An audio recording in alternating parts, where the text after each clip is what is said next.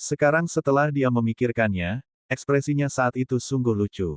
Lu Ming bukanlah seseorang yang bisa dia bimbing. Bagaimana dia bisa dibandingkan dengannya? Saat itu, dia berkata bahwa jarak antara dia dan Lu Ming akan semakin lebar. Dia benar, hanya saja Lu Ming jauh di depannya. Semua orang memandang Seng Wushuang dan menggelengkan kepala. Seng Wushuang lahir di waktu yang salah. Bukan karena dia tidak kuat, tapi Lu Ming terlalu kuat. Lu Ming memandang Seng Wushuang dengan acuh tak acuh lalu berbalik. Dia bergerak dan muncul di depan Sue Chao. Lu Ming, apa yang ingin kamu lakukan? Sue Chao telah dikalahkan, apakah kamu berani melakukan gerakan lain? Di langit, guru istana Guntur berteriak dengan dingin, wajahnya sangat muram. Siapa bilang aku akan melanjutkan? Saya hanya ingin mendapatkan hadiah atas kemenangan saya. Lu Ming tersenyum, lalu dengan jentikan jarinya, aliran esensi klasik memasuki tubuh Sue Chao. Sue Chao berteriak dan bangun. Ketika dia melihat Lu Ming di depannya, dia berteriak ketakutan, Lu Ming, kamu, apa yang kamu coba lakukan? Lu Ming terdiam. Dia mengerutkan bibirnya dan berkata, Sue Chao, kamu kalah. Serahkan 80.000 keping kristal spiritual kelas atas. Ayo cepat. 8. Wan, aku. Saat ini, dia bahkan ingin mati. Sebelumnya, dia memiliki pemikiran yang sama dengan Seng Wushuang. Dia setuju untuk bertaruh 80.000 kristal spiritual tertinggi karena dia pikir dia pasti akan menang. Dia tidak pernah menyangka bahwa dia akan benar-benar kalah. 80.000 keping kristal spiritual tertinggi. Sue Chao belum pernah memiliki kristal spiritual tertinggi sebanyak ini sepanjang hidupnya. Ini adalah apa yang dipinjamkan tuannya, jadi dia pasti harus mengembalikannya. Hatinya bergetar, dan dia menatap guru istana Guntur dengan tatapan memohon. Mata tuan istana Guntur berkedip beberapa kali dan dia menoleh. Di tempat kejadian, ada 5 kepala istana, bukan hanya dia. Jika dia sendirian, akan mudah untuk menanganinya. Namun, dengan banyaknya ketua istana yang hadir, dia tidak berani melampaui batasnya. Sue Chao, jika Anda setuju untuk bertaruh, Anda harus menerima kekalahan Anda. Melihat tuanmu tidak berguna, berikan saja aku kristal roh. Suara acuh tak acuh dari Master Istana Angin terdengar. Tubuh Sue Chao mulai menggigil. Wajahnya pucat pasi saat dia mengeluarkan cincin penyimpanan. Itu adalah salah satu yang diberikan oleh guru istana Guntur kepadanya. Lu Ming menerimanya sambil tersenyum. Dia memindainya dengan pikirannya dan setelah memastikan bahwa tidak ada kesalahan, dia menyimpannya. Terima kasih, akhir-akhir ini aku kekurangan kristal. Lu Ming tersenyum dan menambahkan. Dia sangat gembira. Hanya dalam waktu singkat, dia telah memperoleh 110.000 keping kristal spiritual tertinggi. Sangat mudah untuk mendapatkan kristal spiritual ini. Ini bahkan lebih cepat dari perampokan. Sekarang, Lu Ming memiliki cukup kristal roh untuk melunakkan inti esensialnya. Dan Sue Chao sangat marah hingga dia hampir pingsan. Lu Ming, apakah kamu bersedia menjadi muridku? Saya tidak akan meminta Anda untuk hanya melatih satu jenis mentalitas saja. Anda dapat berlatih sebanyak yang Anda mau, dan saya hanya akan bertanggung jawab mengajari Anda mentalitas angin. Bagaimana? Angin Istana Guru tiba-tiba berbicara. Lu Ming tercengang. Dia tidak menyangka Tuan Istana Angin tiba-tiba memintanya menjadi muridnya di sini. Lu Ming, aku bersedia menerimamu sebagai muridku. Apakah Anda bersedia menjadi murid saya? Kondisiku sama dengan orang tua Feng. Saya tidak akan membatasi Anda untuk mengembangkan niat lain apapun. Aku hanya akan mengajarimu maksud api. Pada saat ini, penguasa Istana Api juga berbicara. Yang lainnya terkejut. Mereka semua memandang Lu Ming dengan bingung. Wajah mereka dipenuhi rasa iri. Master Istana Angin dan Master Istana Api sebenarnya berbicara pada saat yang sama, ingin menjadikan Lu Ming sebagai murid mereka. Selain itu, mereka tidak akan mengganggu pengembangan niat lainnya. Dengan kata lain, Lu Ming dapat memiliki beberapa orang sebagai gurunya pada saat yang bersamaan. Dengan cara ini, Lu Ming akan dapat mengakui Master Istana Angin dan Api sebagai masternya pada saat yang bersamaan. Bagaimana mungkin mereka tidak iri? Sangat sulit bagi para jenius biasa untuk mengakui Master Aula sebagai master mereka. Namun, Sebenarnya ada beberapa Master Hall yang ingin menjadikan Lu Ming sebagai murid mereka. Namun, setelah dipikir-pikir, itu normal. Bakat yang ditunjukkan Lu Ming terlalu mengejutkan. Masa depannya tidak terbatas. Jika mereka bisa menerimanya sebagai murid mereka, garis keturunan mereka pasti akan berkembang di masa depan. Selain itu, penguasa Istana Emas dan penguasa Istana Bumi juga sangat tergoda. Sayangnya, konsep yang mereka kembangkan tidak sejalan dengan konsep Lu Ming. Tentu saja, mereka tidak dapat menerima Lu Ming sebagai murid mereka. Mereka hanya bisa memandang para pemimpin Istana Angin dan Api dengan rasa iri. Lihat, bahkan Lu Ming pun tercengang. Dia pasti sangat senang sampai dia tercengang, bukan? Beberapa orang berkata dengan masam. Pada saat ini, Lu Ming tidak linglung. Dia berpikir dan ragu-ragu. Ya, Lu Ming ragu-ragu. Manfaat dari bisa mengakui kedua Hall Master sebagai masternya sudah jelas. Dia tidak hanya memiliki dua pendukung yang lebih kuat, tapi jika dia bisa mendapatkan bimbingan dari dua Master Aula tentang konsep angin dan api, dia pasti bisa menghindari banyak jalan memutar. Lu Ming sangat tergoda dengan dua hal ini. Namun, Lu Ming memiliki beberapa kekhawatiran. Lu Ming punya terlalu banyak rahasia. Dia tidak hanya mengembangkan teknik budidaya tingkat dewa, tetapi dia juga memiliki teknik bela diri tingkat dewa, garis keturunan 9 naga, dan bahkan kuil tertinggi. Ada beberapa rahasia yang tidak bisa diungkapkan, tapi jika dia mengakui rahasia itu sebagai tuannya dan menghabiskan waktu bersama mereka, sulit untuk menjamin bahwa Aula Master tidak akan menyadarinya jika mereka terlalu dekat.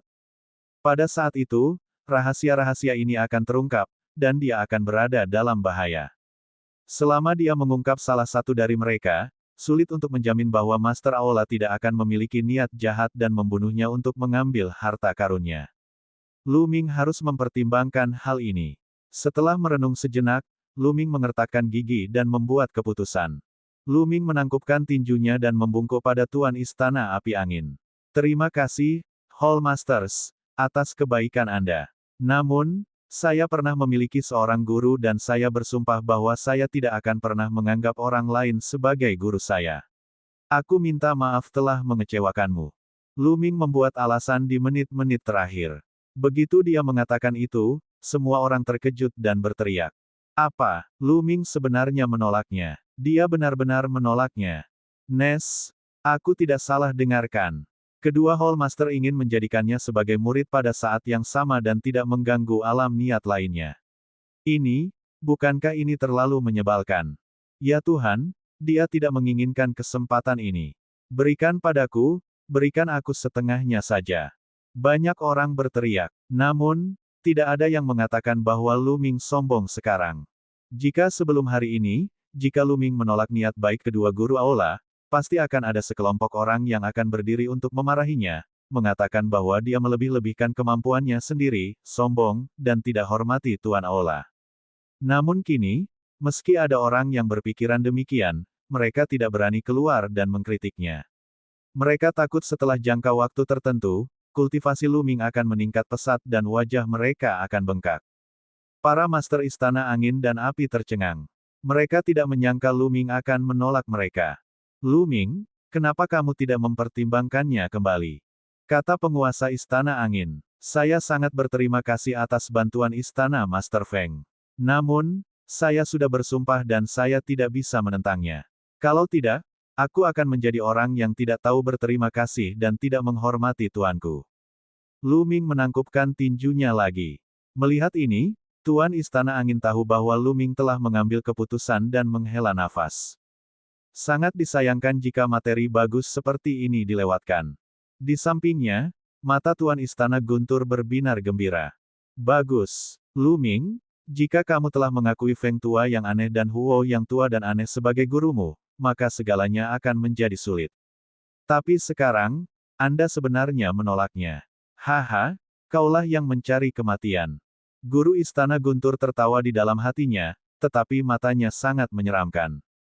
Tapi, pada saat ini, Lu Ming tiba-tiba berbicara dan semua orang bersemangat.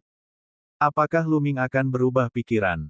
Lu Ming melambaikan tangannya sedikit, dan tanaman berbentuk pedang itu muncul kembali di udara.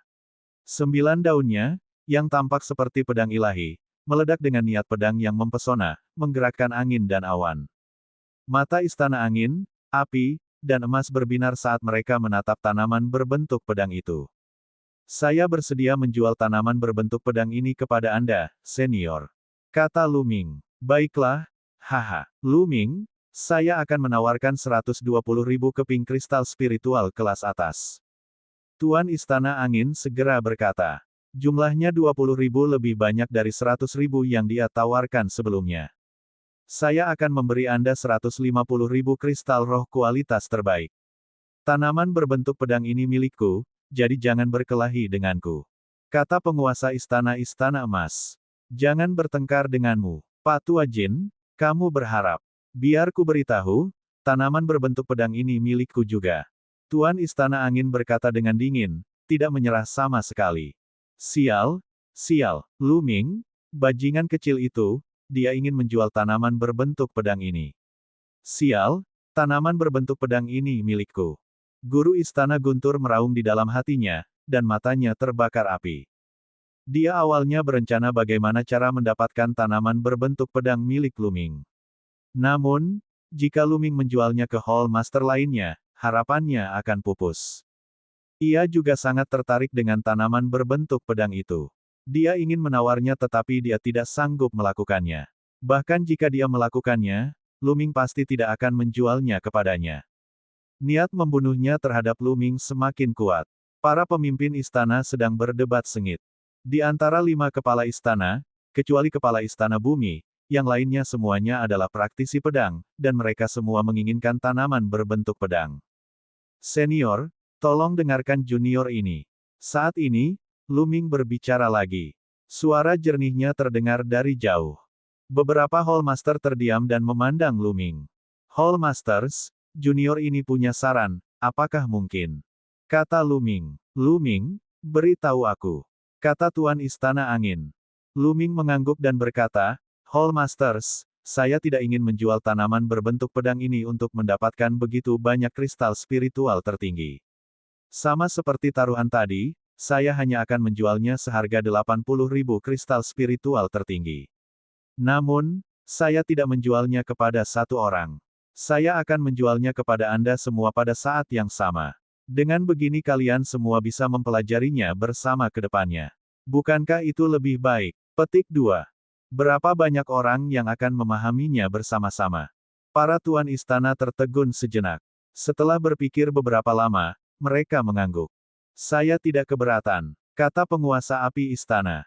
Saya juga tidak punya niat apapun. Jin tua, bagaimana denganmu? Tuan Istana Angin memandangi Tuan Istana Emas. Karena kalian semua tidak keberatan, tentu saja aku juga tidak keberatan. Tuan Istana Emas juga berkata, baiklah, kalau begitu aku akan menjualnya pada Master Kuil Angin, Api, dan Logam pada saat yang bersamaan. Ketiga guru kuil hanya perlu membayar total 80.000 kristal spiritual tertinggi. Lu Ming tersenyum. Dia secara langsung mengabaikan Tuan Istana Guntur, yang membuatnya semakin mengertakkan gigi. Lu Ming, 80.000 kristal spiritual tertinggi terlalu sedikit.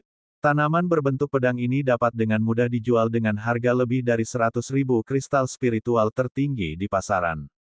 Bagaimana dengan ini? Kami bertiga masing-masing akan mempersembahkan 40.000 kristal spiritual tertinggi. Totalnya ada 120.000 kristal spiritual tertinggi untuk membeli tanaman berbentuk pedang ini. Kata Tuan Istana Feng. Baiklah, ayo lakukan itu. Kedua Hall Master, Api dan Emas, mengangguk. Kemudian, mereka bertiga masing-masing mengeluarkan 40.000 keping kristal spiritual kelas atas, totalnya 120.000 keping, dan menyerahkannya kepada Lu Ming. Terima kasih banyak untuk semua senior. Lu Ming sangat gembira. Dia menyerahkan tanaman berbentuk pedang itu kepada 3 Hall Master. Haha, Lu Ming, meskipun kamu tidak mengakui aku sebagai gurumu, jika kamu memiliki pertanyaan tentang penciptaan angin di masa depan, kamu dapat datang kepadaku. Saya pasti akan memberitahu Anda semua yang saya tahu. Tuan Istana Angin jelas sedang dalam suasana hati yang baik setelah mendapatkan tanaman berbentuk pedang. Lu Ming, jika ada sesuatu yang kamu tidak mengerti tentang konsep api, kamu bisa datang kepadaku. Istana Tuan Api tertawa. Yang lain sangat iri sampai mereka menjadi gila. Perlakuan Lu Ming terlalu bagus, bukan? Ahem, Lu Ming, jika kamu tiba-tiba tertarik dengan penciptaan logam di masa depan, kamu bisa datang kepadaku. Aku pasti akan mengajarimu dengan sepenuh hati. Tuan Istana Emas mengeluarkan beberapa batuk kering dan berkata, "Hei, monster tua jin, jangan menyesatkan para murid." Master Istana Angin memelototi Master Istana Emas dan berteriak. Namun, pada saat berikutnya, dia memikirkan bakat abnormal Lu Ming dan segera menutup mulutnya. Siapa yang bisa menjamin bahwa Lu Ming tidak akan tertarik dengan penciptaan emas di masa depan? Terima kasih, Tuan Istana Emas. Jika Lu Ming ingin memahami penciptaan emas, saya harus merepotkan Anda, Tuan Istana Jin. Namun, Lu Ming masih menjawab dengan tatapan serius. Hal ini membuat banyak orang terdiam. Mungkinkah Lu Ming benar-benar tertarik pada penciptaan emas? Tolong, Anda sudah memahami 3 jenis alam niat, oke. Banyak orang yang sudah terlalu lelah untuk mengeluh. Haha, ayo pergi. Hall Master Angin, Api, dan Emas terkekeh. Mereka tidak sabar untuk kembali dan mempelajari tanaman berbentuk pedang. Dengan satu gerakan, ketiga Hall Master menghilang. Bawa kakak laki-lakimu dan kembalilah bersamaku. Master Istana Guntur memandang Qiu Cangkong dan mendengus dingin. Dia melangkah ke udara dan menghilang. Qiu Cangkong buru-buru membawa Sue Chow dan pergi. Kemudian, penguasa Istana Bumi dan penjaga lainnya pergi satu persatu. Tantangan yang menggetarkan jiwa yang jarang terlihat sejak zaman kuno telah berakhir. Lu, kakak Lu, sudah lama sejak kita terakhir bertemu, tapi pencapaianmu sungguh tak terlupakan. Jian Fengyun menghela nafas sambil terbang menuju Lu Ming. Saudara Jian, kamu terlalu baik. Lu Ming hanya beruntung. Jika kamu punya waktu luang, kenapa kamu tidak datang ke halaman langit timur? Lu Ming berkata sambil tersenyum. Lu Ming mengakui bahwa Jian Fengyun adalah pria yang menghargai hubungan dan kesetiaan. Dia juga baru saja berbicara untuk keadilan. Bagus. Saya punya beberapa pertanyaan tentang seni bela diri yang ingin saya tanyakan pada saudara Lu. Mata Jian Fengyun berkedip saat dia berkata. Kemudian, keduanya naik ke udara dan terbang menuju halaman langit timur. Begitu Lu Ming pergi, yang lainnya juga segera bubar. Berita tentang pertempuran ini menyebar seperti angin puyuh. Ketika Lu Ming dan Jian Fengyun kembali ke halaman langit timur, mereka duduk di bangku batu di halaman. Lu Ming mengeluarkan sebotol anggur dan mereka berdua mengobrol sambil minum. Selama periode ini, Jian Fengyun berkonsultasi dengan Lu Ming secara rinci tentang masalah mulai dari pemaksaan hingga pemahaman niat. Lu Ming telah memahami 3 jenis konsep pada saat yang bersamaan. Dia memiliki pemahaman yang sangat mendalam tentang masalah kemajuan dari kekuatan ke konsep. Dia menceritakan semua yang dia tahu dan pengalamannya. Setelah mendengar ini, mata Jian Fengyun berbinar dan wajahnya bersinar. Dia jelas mendapatkan banyak hal. 2 jam kemudian, Jian Fengyun akhirnya mengucapkan selamat tinggal dan pergi. Terus sempurnakan Yuanmu yang sebenarnya. Mata Lu Ming berkedip karena kegembiraan. Kali ini, dia telah memperoleh total 230.000 kristal spiritual tertinggi. Selain 10.000 kristal spiritual tertinggi yang dia peroleh sebelumnya, dia memiliki total 240.000 kristal spiritual tertinggi. Dia menjadi kaya. Bang, bang. Segera, Lu Ming mengeluarkan 5.000 keping kristal roh kelas atas dan meledakkan semuanya. Dia kemudian mulai menyempurnakan esensi vitalnya. Seiring berlalunya waktu, persentase inti penting Lu Ming meningkat. 3 hari kemudian, di aula besar di Istana Guntur. Tuan, itu semua karena saya tidak berguna. Saya pantas mati. Tolong hukum saya, Tuan. Sue Chow berlutut di tanah, tubuhnya gemetar. Kemampuan pemulihan seorang raja sangatlah mengerikan. Dalam 3 hari, luka Sue Chow hampir sembuh total. Namun, efek samping dari pil Yuan yang meledak tidak mudah untuk disembuhkan. Wajahnya masih pucat dan nafasnya tidak stabil. Di samping Sue Chow berdiri Qiu Cangkong, yang diam seperti jangkrik di musim dingin. Penguasa Istana Guntur duduk di posisi paling atas. Wajahnya sangat suram, dan tubuhnya memancarkan gelombang niat membunuh. Kamu memang sampah. Anda adalah seorang raja, namun Anda kalah dari raja setengah langkah. Kamu telah kehilangan muka demi tuanmu. Suara dingin Master Istana Guntur terdengar. Niat membunuh dari tubuhnya menjadi lebih kuat, menyebabkan tubuh Sue Chow semakin gemetar. Suasana di aula sangat menindas.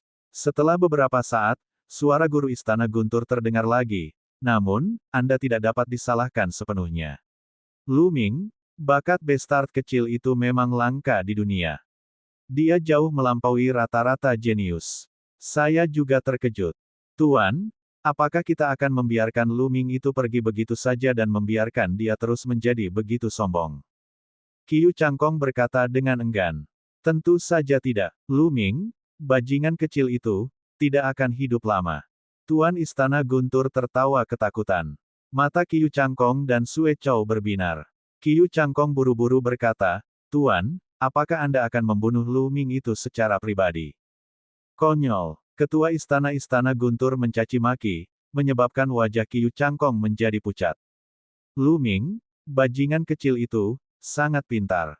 Beberapa hari yang lalu, dia menjual tanaman berbentuk pedang itu kepada lelaki tua Feng dan yang lainnya dengan harga murah. Kelihatannya dia rugi, tapi nyatanya dia untung besar. Pada saat yang sama, dia memenangkan hati ketiga kepala istana.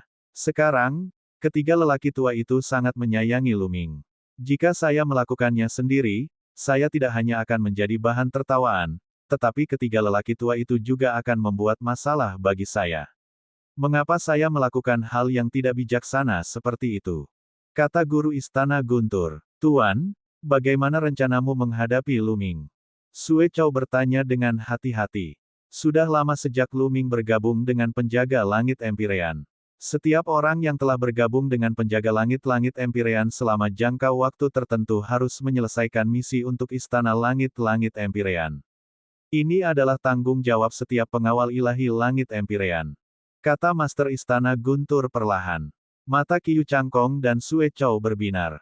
Tuan, apakah Anda berencana merusak misi kali ini?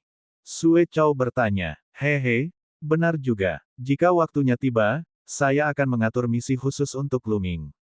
Selama dia meninggal dalam misi ini, tidak ada yang akan mencurigainya.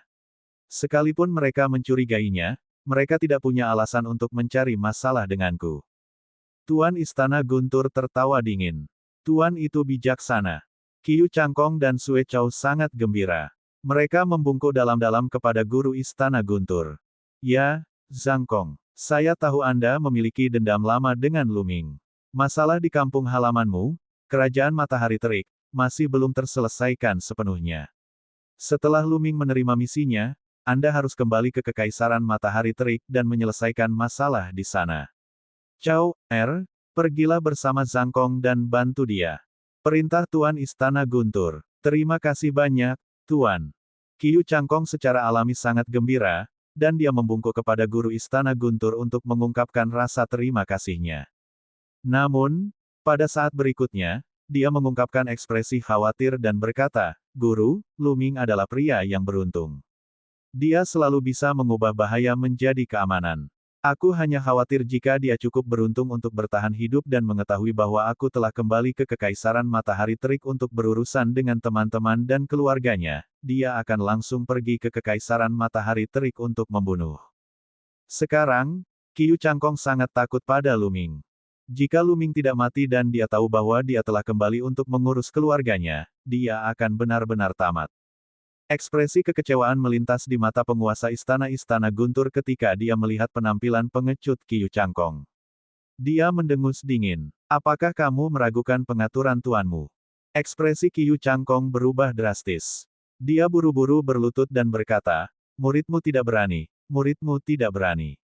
Baiklah, biarkan aku memberitahumu. Saya sudah mengatur semuanya dengan sempurna. Saat Lu Ming menjalankan misinya, saya akan memikirkan cara untuk memberitahu dia bahwa Anda telah kembali ke Kerajaan Matahari Terbakar untuk menangani keluarganya. Jika dia cukup beruntung untuk bertahan hidup dan kembali ke Kekaisaran Matahari Terbakar, dia pasti akan mati. Tuan Istana Guntur tertawa puas. Ternyata Tuan sudah membuat pengaturan. Murid ini terlalu banyak berpikir. Perencanaan strategis guru, murid ini kagumi. Qiu Changkong sangat gembira, dan dia segera mulai menyanjung pria itu. Haha, baiklah, Tunggu saja beritanya. Selama Luming menerima misi dan berangkat, Anda juga dapat berangkat. Tuan Istana Guntur tertawa puas. Titik titik titik titik titik titik. Luming masih terus-menerus mengendalikan inti esensialnya. Sudah 7 hari. Kali ini, Luming telah bersabar selama 7 hari. Dalam 7 hari, Luming telah menggunakan total 50.000 keping kristal spiritual kelas atas.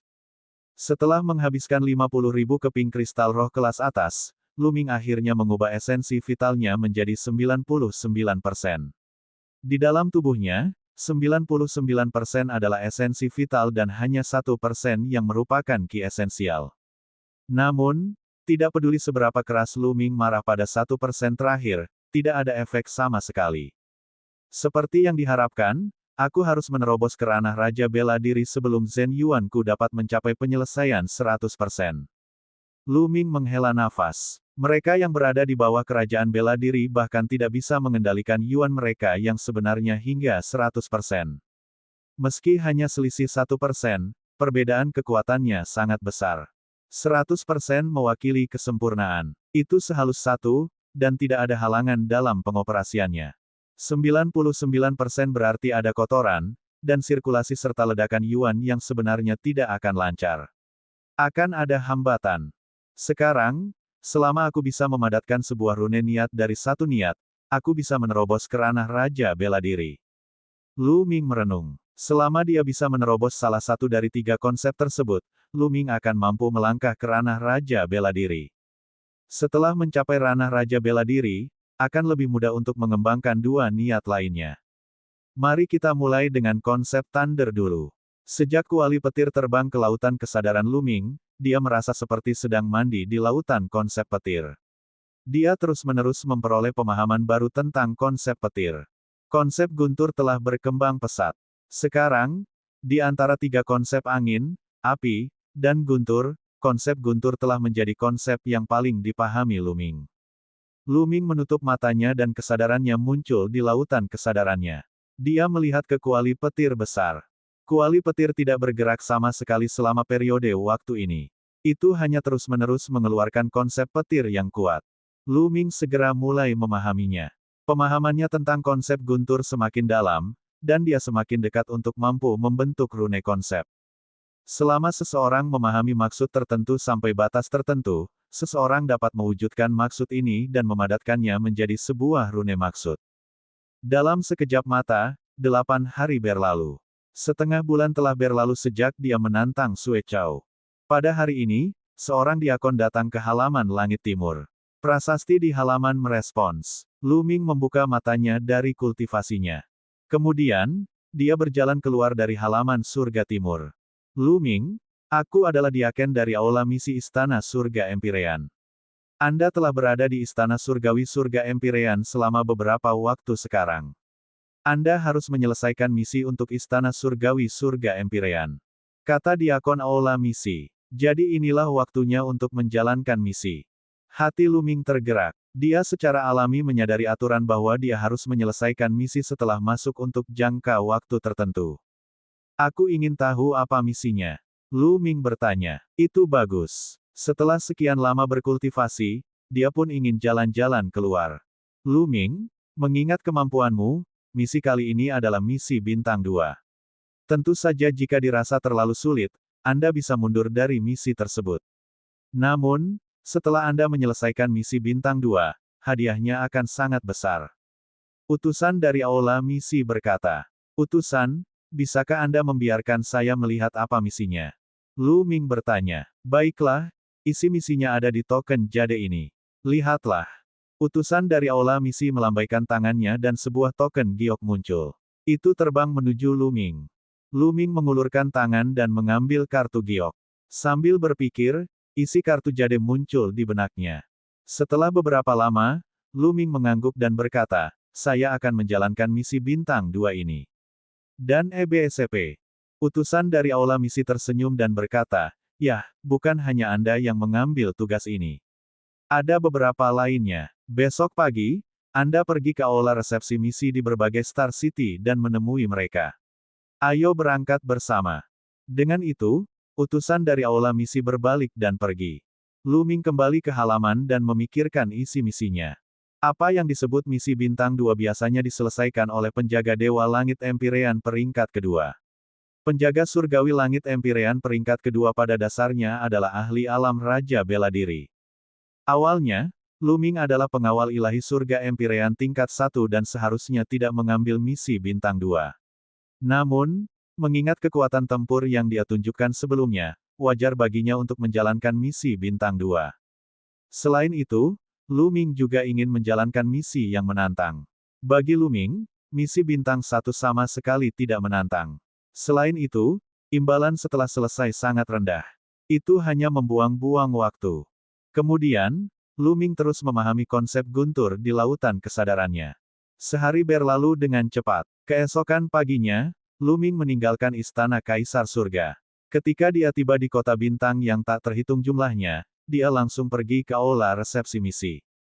Ketika Lu Ming masuk ke aula resepsi misi, dia melihat 3 orang berkumpul.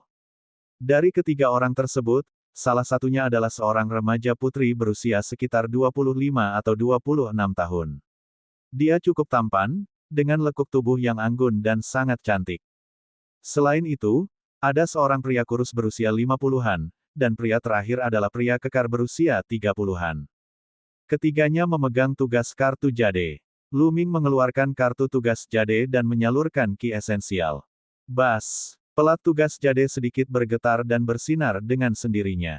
Pada saat yang sama, pelat giok tugas di tangan ketiga orang itu juga sedikit bergetar dan memancarkan cahaya, beresonansi dengan pelat giok Lu Ming. Itu mereka. Lu Ming tersenyum dan menghampirinya. Dia menangkupkan tinjunya dan berkata, "Kalian bertiga, apakah kalian juga akan pergi ke Gunung Liang Utara untuk menyelidiki pemusnahan kedua sekte tersebut?" Tidak buruk. Pria kekar berusia 30-an berdiri dan menangkupkan tinjunya ke arah Lu Ming. Dia mengerutkan kening saat dia mengukur Lu Ming. "Apa? Orang keempat adalah Anda. Anda hanya setengah langkah raja, bagaimana Anda bisa menerima misi bintang 2?" Tiba-tiba wanita itu memanggil. Nada suaranya penuh dengan penghinaan. Lu Ming sedikit mengernyit dan bertanya, "Ada apa?" "Aku memang raja setengah langkah, jadi aku tidak bisa menjalankan misi bintang 2. Haha, sebuah lelucon. Nak, tahukah kamu apa yang diwakili oleh misi bintang 2? Misi bintang 2 adalah misi yang hanya bisa diterima oleh Raja Bela Diri. Kami bertiga adalah Raja Bela Diri tingkat pertama dan penjaga Dewa Surga tingkat kedua. Terlebih lagi, misi bintang 2 berbahaya bahkan bagi seniman bela diri Kerajaan Bela Diri. Anda hanya seorang raja setengah langkah, dan Anda berani mengambil misi bintang 2. Apakah kamu mencari kematian? Saya benar-benar tidak tahu apa yang dipikirkan aula misi. Mengapa mereka menugaskan sepotong sampah untuk melakukan misi ini?" Wanita muda itu memandang Lu Ming dengan jijik dan berkata dengan keras. "Hehe, apakah alam Raja Bela Diri tingkat pertama sangat mengesankan?" Wajah Lu Ming menjadi gelap dan dia mencibir. "Alam Raja Bela Diri LV1 bukanlah apa-apa, tapi aku bisa membunuhmu dengan satu gerakan. Nak, aku menyarankanmu untuk tersesat," kata wanita muda itu. "Baiklah, Huang Jing, berhenti bicara." Pria kekar itu berteriak saat ini. Wanita muda itu tampaknya cukup takut pada pria kekar itu. Dia mendengus dingin dan menutup mulutnya, tidak lagi mengatakan apapun. Pria kekar itu tersenyum dan berkata, "Adik, maafkan aku." Watak Huang Jing agak pendek. "Tolong jangan tersinggung." Lu Ming mencibir dan tidak mengatakan apapun. Pria kekar itu melanjutkan, "Tapi adikku, sejujurnya, misi ini bukanlah sesuatu yang bisa kamu terima. Apakah aula misi melakukan kesalahan? Saya menyarankan Anda untuk kembali ke aula misi dan melamar misi baru." "Tidak dibutuhkan. Saya sudah mengkonfirmasi misi ini. Ini cocok untukku," kata Lu Ming. "Cocok untukmu. Izinkan saya memberitahu Anda, jika Anda bukan seorang raja, maka Anda hanyalah seekor semut. Nak, kamu bisa mengikuti kami tanpa malu-malu, tapi izinkan aku memberitahumu, ketika kami menghadapi bahaya, kami tidak akan membantumu. Jangan pernah berpikir untuk menyeret kami ke bawah." Wanita muda itu mencibir. "Hehe, jangan khawatir. Aku khawatir kamu akan menjadi beban bagiku." Lu Ming berselisih. "Apa gunanya lidah yang tajam?" Wanita muda itu mendengus dingin dan berjalan ke samping, tidak berkata apa-apa.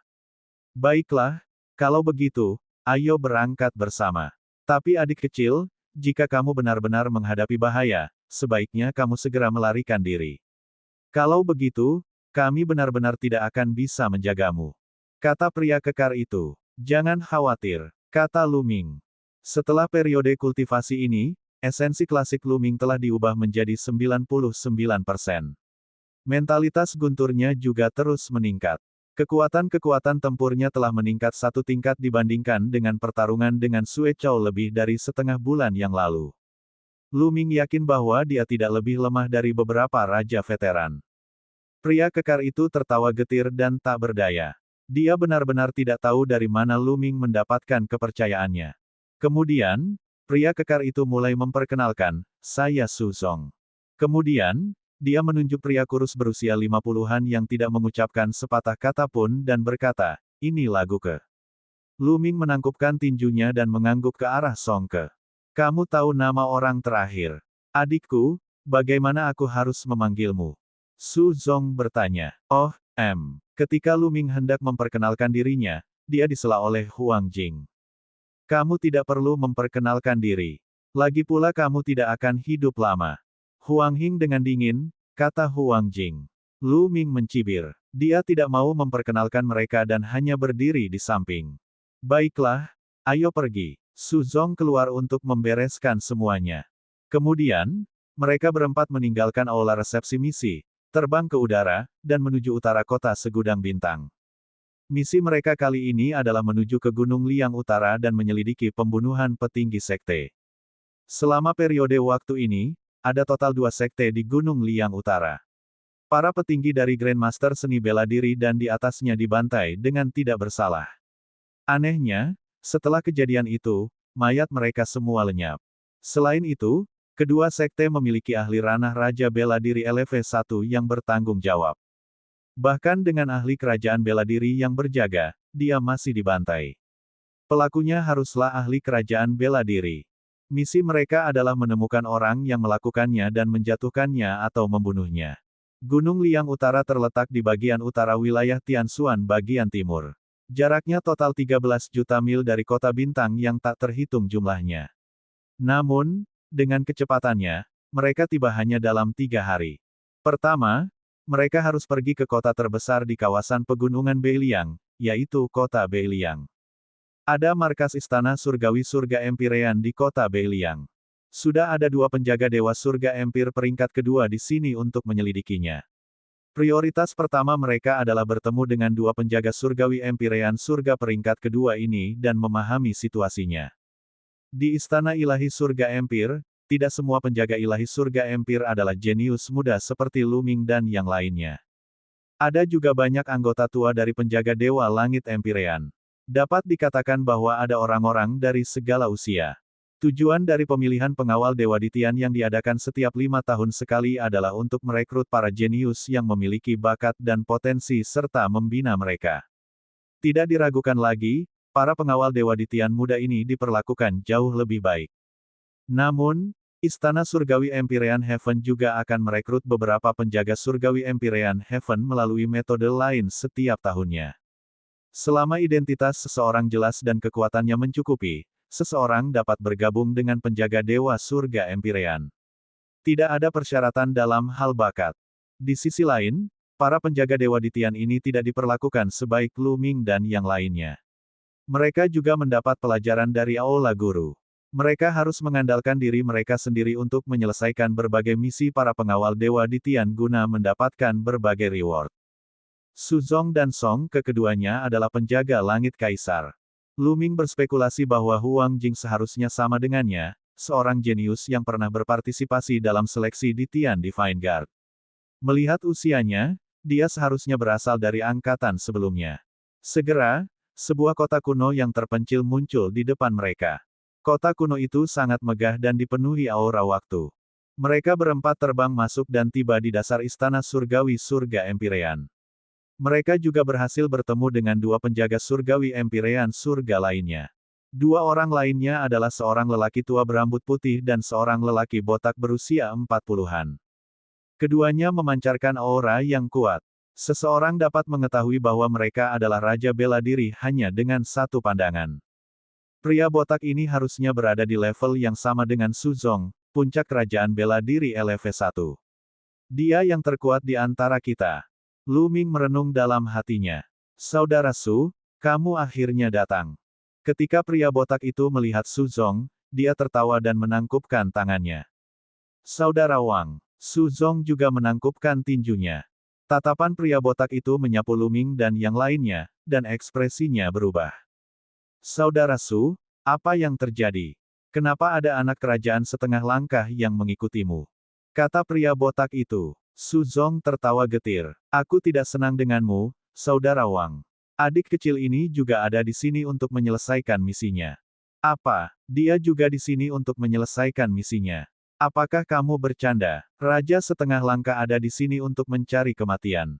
Jangan menyeret kami ke bawah. Pria botak itu berteriak. Saudara Wang benar. Saya mengatakan kepadanya untuk kembali ke aula misi dan membatalkan misinya, tetapi dia begitu keras kepala dan bersikeras untuk mengikuti kami. Dialah yang mencari kematian. Kami akan mengabaikannya ketika saatnya tiba. Kata Huang Jing dengan dingin dari samping. Lupakan. Jika dia ingin mengikuti kita, biarkan saja. Bagaimanapun, kita tidak akan punya tenaga untuk merawatnya ketika saatnya tiba. Pria botak itu berkata dan tidak melihat ke arah Lu Ming lagi. Mereka benar-benar meremehkan kita. Lu Ming menyentuh hidungnya. Namun, dia juga tahu bahwa wajar jika para raja meremehkan seniman bela diri di bawah raja. Dia tidak bisa diganggu oleh mereka dan duduk di bangku batu di sampingnya. Saudara Wang, bagaimana situasinya? Su Zong bertanya pada pria botak itu tentang situasinya. Kali ini, Sekte Awan Langit dan Sekte Pedang Ilusi diserang. Semua prajurit di atas ranah Grandmaster bela diri dari dua sekte telah menghilang. Bahkan tubuh mereka pun tidak tertinggal. Saya akan membawa Anda ke dua sekte tersebut untuk melihatnya terlebih dahulu dan kemudian saya akan memberitahu Anda secara detail. Kata pria botak itu. Baiklah, kalau begitu kita akan segera berangkat. Su Zong mengangguk. Kelompok 6 menuju Sekte Awan Langit. Sekte Awan Langit dibangun di atas sekelompok puncak. Awannya berkabut, dan puncaknya dikelilingi burung bangau. Itu adalah pemandangan yang luar biasa, seperti negeri dongeng. Banyak istana dan paviliun dibangun di puncaknya, dan orang-orang datang dan pergi. Lu Ming merasa Sekte Awan Langit setidaknya 10 kali lebih kuat dari Sekte Pedang Mistik. Kalau dipikir-pikir, dengan Raja Bela Diri yang memimpin, itu sudah setara dengan kekaisaran berukuran sedang. Bagaimana tidak kuat? Tapi sekarang, Lu Ming tidak bisa merasakan aura kuat apapun di sekte ini. Bas. Dan EBSCP, Wosh. Beberapa berkas cahaya terbang keluar dari Sekte Awan Langit. Ini adalah beberapa prajurit ranah Grandmaster Seni Bela Diri. Grandmaster Seni Bela Diri ini tidak berada di sekte pada hari insiden Sekte Awan Langit. Itu sebabnya mereka berhasil melarikan diri. Pria botak itu menjelaskan. Segera, mereka muncul di depan orang banyak. Junior menyapa senior Wang dan senior Liu. Grandmaster Sekte Awan Langit dengan cepat memberi hormat pada pria botak dan tetua berambut putih. Ketiganya juga merupakan tingkatan raja dari Istana Surgawi Surga Empirean. Pria botak itu menunjuk ke arah Su Zong dan dua lainnya, mengabaikan Lu Ming. Salam, tiga senior. Para Grandmaster dari Sekte Awan Langit memberi hormat kepadanya dengan hormat, hati mereka bergetar. Tidak kusangka begitu banyak tingkatan raja yang datang secara tiba-tiba. Hal ini menyebabkan mereka sangat terkejut. Baiklah, kita akan masuk untuk memeriksanya sekarang. Anda yang memimpin. Perintah pria botak itu. Baiklah, senior, tolong. Pemimpin Grandmaster Sekte Awan Langit adalah seorang pria paruh baya yang beradab. Dia menyapa mereka dengan hormat. Dan EBSCP. Kelompok itu mengikuti pria parubaya dan yang lainnya saat mereka terbang ke Sekte Awan Langit. Kali ini, sekte kami tidak beruntung. Kami tiba-tiba diserang. Semua pembangkit tenaga listrik di atas ranah Grandmaster bela diri menghilang. Pria parubaya yang anggun berkata dengan ekspresi sedih. Terlebih lagi, hal yang paling aneh adalah menurut situasi di tempat kejadian dan reaksi para murid di bawah ranah Grandmaster Seni Bela Diri, para Grandmaster Seni Bela Diri tidak mengeluarkan satu suara pun dan menghilang begitu saja. Hanya Patriark Sekte kami, di mana para ahli kerajaan bela diri berada dalam pengasingan, mengeluarkan suara yang mengejutkan dan meninggalkan beberapa jejak di tempat kejadian. Pria parubaya yang halus melanjutkan perkenalannya dan membawa mereka ke tempat di mana Patriark Sekte Awan Langit berada dalam pengasingan. Itu adalah puncak gunung yang penuh dengan ki spiritual. Namun saat ini, puncak gunung tersebut hampir runtuh. Retakan yang dalam muncul di tengah-tengah puncak gunung. Itu adalah bekas pedang yang hampir membelah puncak gunung menjadi dua. Semua orang terbang ke bawah dan mengamati dengan cermat. Mereka juga menemukan beberapa bekas luka yang terlihat seperti dicambuk dengan rantai besi. Jejak rantai, senjata apa ini? Su Zong mengerutkan kening dalam-dalam. Berdasarkan ini, penyerangnya haruslah seorang raja prajurit. Oleh karena itu, seorang pejuang ascendan tidak dapat melakukan perlawanan apapun. Namun, penyerangnya juga tidak bisa terlalu kuat. Kalau tidak, Patriark Sekte Awan Langit tidak akan bertarung sengit dengannya. Huang Jing menganalisis. Tetapi menurut murid-murid kami, pertempuran itu hanya terjadi dalam waktu yang sangat singkat. Itu berakhir dalam waktu kurang dari 1 menit. Setelah itu, nenek moyang lama menghilang. Pria parubaya yang anggun itu menambahkan. Ya, kemungkinan besar pihak lain memiliki lebih dari satu raja. Su Zong mengerutkan kening dan merenung. Lu Ming juga melihat sekeliling dengan detail. Apa yang bisa dilihat oleh raja setengah langkah? Dia hanya sedang berakting. Huang Jing dengan dingin mendengus. Lu Ming terdiam. Wanita ini sedang sakit. Dia selalu mengincarnya. Lu Ming tidak bisa diganggu dengan wanita ini. Dia sibuk mengamati. Mengamati sejenak sebelum meninggalkan Sekte Awan Langit menuju Sekte Pedang Ilusi. Kekuatan Sekte Pedang Ilusi mirip dengan Sekte Awan Langit. Ia juga memiliki leluhur tua kerajaan bela diri LV1, jadi situasinya mirip dengan Sekte Awan Langit. Semua orang di Sekte, Grandmaster bela diri dan di atasnya, termasuk Patriark Kerajaan Bela Diri, telah menghilang.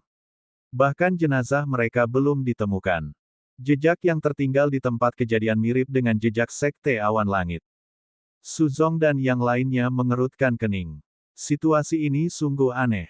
Mungkin ada 2 atau lebih raja bela diri di sisi lain. Kita harus berhati-hati. Su Zong berkata dengan suara yang dalam. Dia kemudian memandang pria botak itu dan bertanya, Saudara Wang, apakah Anda menemukan sesuatu setelah beberapa hari penyelidikan? Tentu saja kita punya. Kami telah memperkirakan target mereka selanjutnya. Pria botak itu tersenyum bangga. Apa? Ini bagus. Su Zong, Huang Jing dan yang lainnya sangat gembira. Berdasarkan perkiraan saya, target musuh berikutnya adalah Black Lion Hall dalam beberapa hari. Aula Singa Hitam adalah sekte yang sekuat Sekte Awan Langit dan Sekte Pedang Ilusi. Mereka hanya memiliki satu ahli ranah Raja Bela Diri LV1. Kita hanya perlu menunggu mereka bergerak. Setelah mereka berhasil, kami akan mengikuti mereka ke sarangnya dan memusnahkan mereka. Kata pria botak itu, Saudara Wang, itu ide yang bagus. Ayo lakukan dengan cara ini. Kami tidak bisa menunda lebih jauh lagi. Kami akan segera berangkat dan menyiapkan penyergapan di sekitar Black Lion Hall, menunggu mereka mengambil umpan. Kata Su Zong. Kelompok beranggotakan 6 orang menuju ke Black Lion Hall. Aula Singa Hitam terletak di pegunungan yang luas. Dari jauh, pegunungan itu tampak seperti singa yang ganas. Dari pegunungan, auman singa terdengar mengguncang area sekitar. Mereka berenam menemukan lembah tersembunyi di pegunungan Singa Hitam untuk bersembunyi dan menunggu dengan tenang. Lu Ming duduk bersila di atas puncak pohon besar. Dia menyembunyikan dirinya dengan bantuan dahan dan dedaunan. Di saat yang sama, dia menahan auranya, membuatnya tampak seperti sepotong kayu mati. Lu Ming meninggalkan sedikit perhatiannya untuk mengamati sekelilingnya. Sebagian besar perhatiannya terbenam dalam lautan kesadarannya untuk memahami konsep guntur. Dia tidak berani terlalu dekat dengan kuali guntur. Semakin dekat dia, semakin kuat niat gunturnya, tetapi semakin besar tekanan yang dia rasakan. Ini akan sangat berbahaya. Jika dia tidak menanganinya dengan baik, pikiran dan jiwanya mungkin hancur. Begitu saja, 1 hari berlalu tanpa ada pergerakan apapun. Keesokan harinya, tidak ada pergerakan. Keesokan harinya, larut malam. Wuh, tiba-tiba, hembusan angin dingin bertiup di dunia, dan menusuk tulang. Mereka di sini. Pria botak itu menunjuk ke langit dan berkata dengan penuh semangat. Tentu saja suaranya sangat pelan sehingga hanya sedikit dari mereka yang bisa mendengarnya. Semua orang mengangkat kepala dan melihat ke langit. Di kejauhan, gumpalan awan gelap melayang. Di awan gelap, ada bayangan hitam yang terlihat samar-samar. Apa yang ada di awan gelap? Itu tidak terlihat seperti sosok manusia, kata Huang Jing. Awan gelap itu sangat cepat, dan dalam sekejap mata, awan itu sudah berada di atas pegunungan Singa Hitam. Itu tidak bersuara, dan jika bukan karena kultivasi mereka yang tinggi, mereka tidak akan menyadarinya. Ketika mereka sampai di atas pegunungan Black Lion Mountain, awan gelap akhirnya menghilang, menampakkan objek di dalamnya. Apa ini? Murid semua orang tiba-tiba menyusut. Di awan gelap, 3 peti mati muncul. 3 peti mati yang sangat besar, masing-masing memiliki panjang setidaknya 100 meter. Mereka gelap gulita dan melayang di udara, tampak sangat mengerikan. Bas! Ketiga peti mati itu bersenandung dan bergegas menuju kedalaman pegunungan Black Lion Mountain. Tidak lama kemudian, siapa itu? Raungan keras datang dari pegunungan Black Lion Mountain. Kemudian, seekor singa hitam sebesar pegunungan muncul di langit. Namun, pada saat berikutnya, beberapa rantai hitam terbang keluar dan menembus kehampaan, melingkari singa hitam. Beberapa bayangan hitam muncul, tapi menghilang di saat berikutnya. Ledakan, ledakan, jauh di dalam pegunungan, suara gemuruh keras terdengar. Seluruh pegunungan berguncang seolah-olah ada ahli yang tiada taranya bertarung. Namun tak lama kemudian, keributan itu hilang. Seluruh pegunungan sunyi, dan bahkan auman binatang iblis telah menghilang. Bas, bas. Saat berikutnya, 3 peti mati besar menerobos udara dan terbang keluar dari pegunungan Singa Hitam, terbang menuju utara. Saat ini, pegunungan Black Lion Mountain dipenuhi dengan kebisingan. Grandmaster, Grandmaster telah menghilang. Tuanku juga telah menghilang. Nenek moyang bertengkar hebat dengan seseorang dan menghilang. Ratapan terdengar dari pegunungan Black Lion Mountain. Ayo pergi, kita ikuti mereka.